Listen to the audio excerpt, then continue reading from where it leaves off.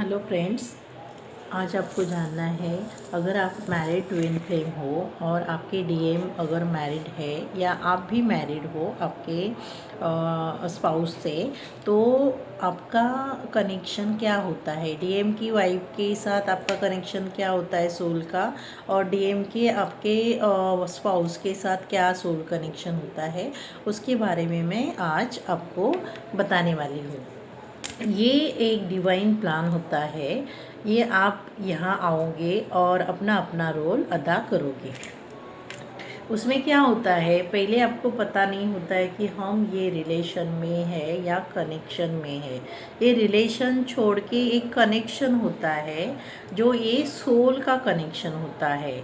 आप आपके डीएम के लिए जैसे सोलफुली रहते हैं, वैसे उनकी जो स्पाउस होती है या आपके जो स्पाउस होते हैं वो आपके साथ सोलफुल नहीं होते हैं, लेकिन वो आपको प्यार करते हैं, अट्रैक्टेड ज़्यादा होते हैं और वो पजेसिव ज़्यादा होते हैं आपके बारे में। और उनकी जो वाइफ होती है डीएम की, या कोई भी जेंडर में हो, जेंडर यहाँ मैटर नहीं करता है क्योंकि सेम जेंडर के भी लोग हैं, एक ही जेंडर में उनका डीएम डीएफ होता है, ऐसे भी होते हैं। तो आप उसको देखो। तो ये जो कनेक्शन होता है वो उनकी जो वाइफ या हस्बैंड है, उन्होंने आपके साथ कॉन्ट्रैक्ट किया होता है कि आप जैसे भी ये प्लैनेट पे आओगे या धरती पे आओगे आपका कर्मा कंप्लीट करने के लिए, तभी हम उनके साथ मैरिज करेंगे फिज़िकल लेवल में। आपकी मैरिज तो ऑलरेडी है क्योंकि आप एक ही सोल के दो सोल बन गए हो, आपका बेटर हाफ वही है। लेकिन मैं उनको चाहती हूँ या चाहता हूँ मैं, तो मुझे ये कर्मा करना है। जैसे कि रुक्मिणी भी देखो, राधा कृष्ण एक ही थे, लेकिन रुक्मिणी को किशन जी बहुत ही पसंद थे, वो प्यार करती थी। तो प्यार करने का हक तो सभी को है ना।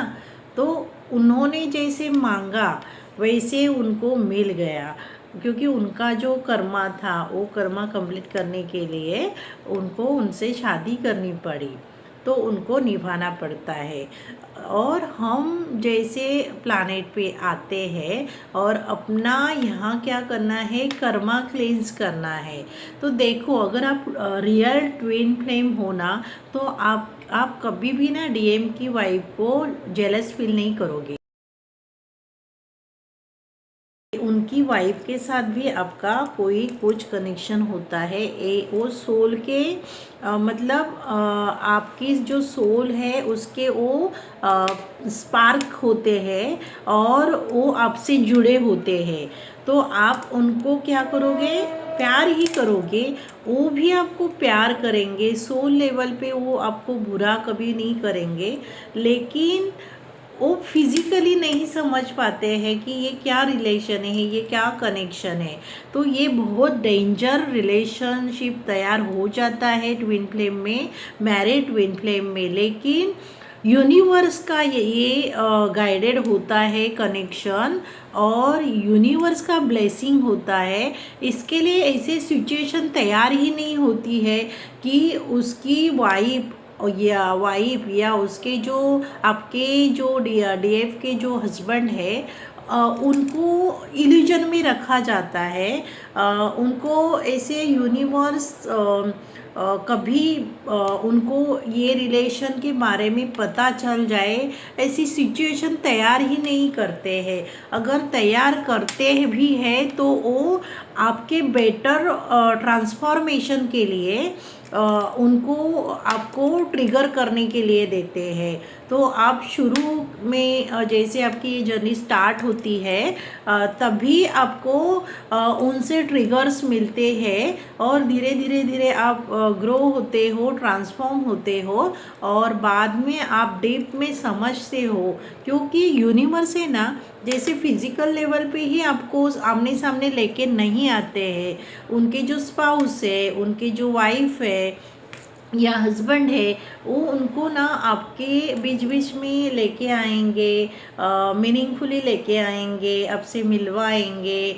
जैसे कि उनका और आपका कुछ लेना देना है नहीं, फिर भी आपका टकराव उनके साथ हो जाएगा। और आपके ड्रीम में भी वो आके आपको बताएगी, जो भी आपने कॉन्ट्रैक्ट किया है वो आपको बताएगी।